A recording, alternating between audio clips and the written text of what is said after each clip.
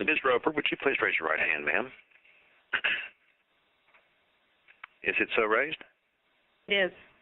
Thank you. Under penalty of perjury, do you solemnly swear or affirm that the evidence you shall give in this matter shall be the truth, the whole truth, and nothing but the truth? Yes. Thank you. For the record, ma'am, please spell your first and last name. Kelsie, Kelsie, Roper, Roper. Thank you. And just firstly, ma'am, could you please identify your employer and your position with that employer? I work for the Management Trust Northwest as the Executive Vice President and General Manager.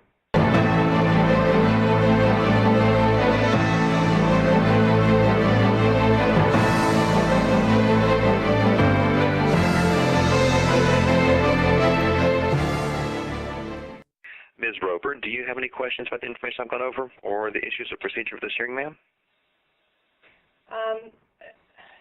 Not specifically. One general question. It does sound like the nature of the hearing has changed a little bit since that we are in dispute. I do not have legal representation here, so I'm a little bit apprehensive if we're truly sticking to the concept of whether unemployment benefits should be issued or that previous discrimination be changed in some way.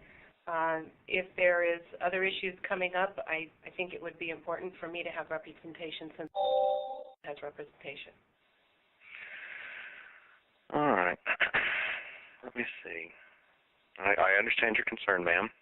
Now, you did tell me that you read the notice of hearing, and it said that in the notice of hearing on the first page, the issue was, shall claimant be disqualified from receipt of benefits because of the separation, discharge, suspension, or voluntary leaving from work.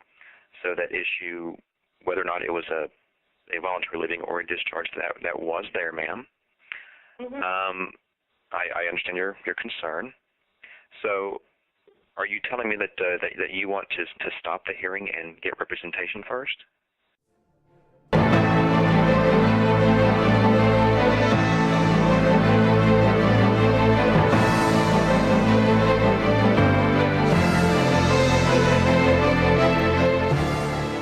Did Mr. Fant tell you what events that had transpired before he was referring to there?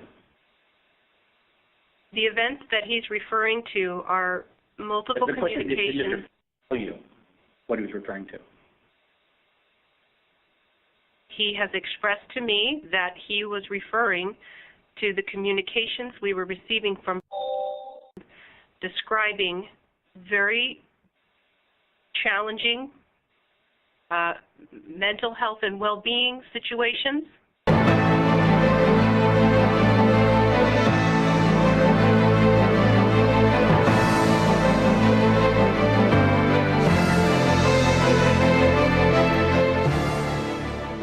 And then it goes on to say that have led to a change in my position regarding your continued role. Did Mr. Fant, and I'm not asking you what you think that means, but did Mr. Fant tell you what he meant by his change in position regarding your continued role? Exactly what I continually refer to. I can't speak for him, but it's my understanding that he... But I'm not asking you your understanding. I'm just asking if he specifically told you what he meant by that.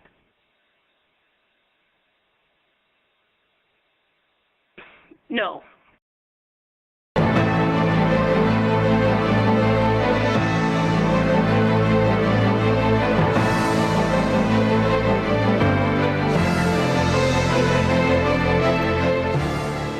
Given some of the things that you were describing in other emails that were not submitted for this, and I'm trying not to refer to things that are more medical. I don't know that. I hope that's appropriate, but anyway.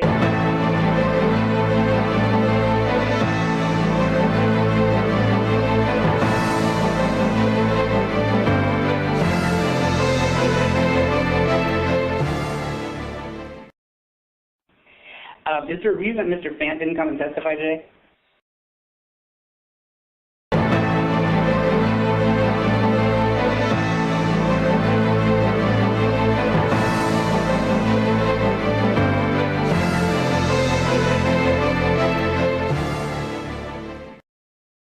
I'm just trying to finish this up so that we can get off of here. But would you agree with me that... I do want to finish this comment, if I may. Sure. Go ahead, ma'am. To the extent that was sharing with us very disturbing things that was going through, we did change our mind about having return to work in the office through the 12th of. We opted instead to offer a paycheck and tell don't worry about returning to the office between now and the 12th. And that's. Would you agree with me that in Mr. Fant's memo, email of on Exhibit 6, page 2, he says nothing about any particular date for which would continue working for the company in the office? There is any no date transition reference period? in the email, no. There's nothing about that, is there? No. There's no date I have nothing reference in further. the email. I have nothing further. Thank you.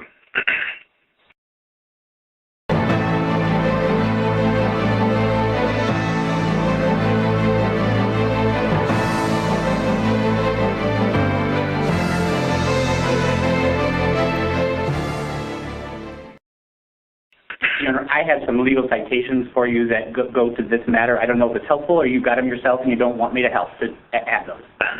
I don't believe I'll need them, Mr. But thank you anyway, sir. Thank you anyway. At this time, I do have the information that I need to make a decision in this case, and so I will now close the record.